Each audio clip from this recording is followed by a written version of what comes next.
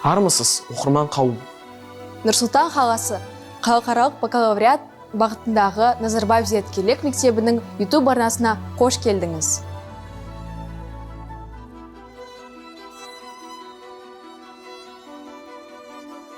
Қазақ халқының намысты ұлдары десе, есімізге алғаш түсетін тұлғалардың бірі Бауыржан Момышұлы. 8 қырлы, бір сырлы, саналы ғұмырындағы негізгі ұстанымы ақиқатты аяқ асты етпеу. Әрі батыр, әрі жазушы, керемет әскери маман Бауыржан атамыз тек қазаққа емес, адамзаттың барлығына үлгі боларлықтай ұлы тұлға. Адам баласының бойына тәрбие мен ұлттық құндылықтардың ең алғашқы дәндері ең алдымен туған тілінде, туған түтінінде егіледі.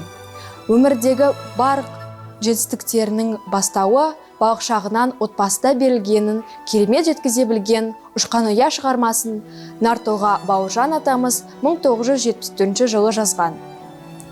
Балық шағынан есіне қалған естеліктерін маржандай тізбектеген туындының басты идеясы отбасы тәрбиесі, отбасылық құндылықтар. Туынды толықтай өмірбаяндық мәнмәтінге құрылған. Жаһандану кезеңінде ұлттық кодымызды ұмытпауға үндейтін, халықтық болмысымыз бен ерекшелігімізді ұлықтайтын осынау теңдессіз туындыны әрбір қазақ оқыса екен.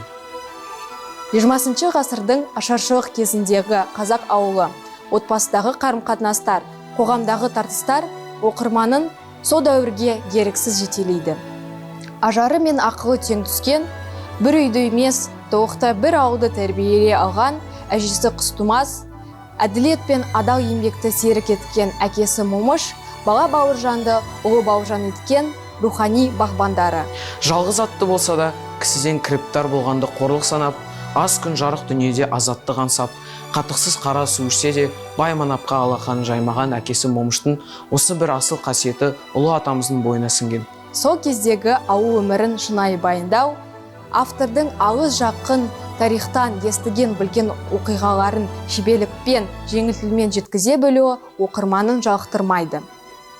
Қаймағы бұзылмаған қазақи болмыс, ұлтымыздың тәрбиелік мәні мол, өміршең әдет-ғұрыптары, анасынан ерте айырылған бала Бауыржанды жетім етпеген әжесінің мол мейірімі шығарманың құндылығын арттыра түседі. Айтпақшы, бұл туындының жанры туралы пікірлер екі түрлі. Бірде хикаят деп кездессе, кейбір басылымдарда роман деп те беріліп жүр.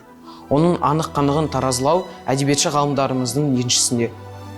Ұшқан ұя ұлтын сүйетін, ұлтының ұлы ұлдарын өнеге тұтар азаматтардың үй кітапханасының сөресінен орын алуға лайықты шығарма. Қадірлі замандасым, ата-ана қадірін тағы бір рет түсіну үшін, болашақта берік отбасы құру үшін ұшқан ұяны оқыңыз.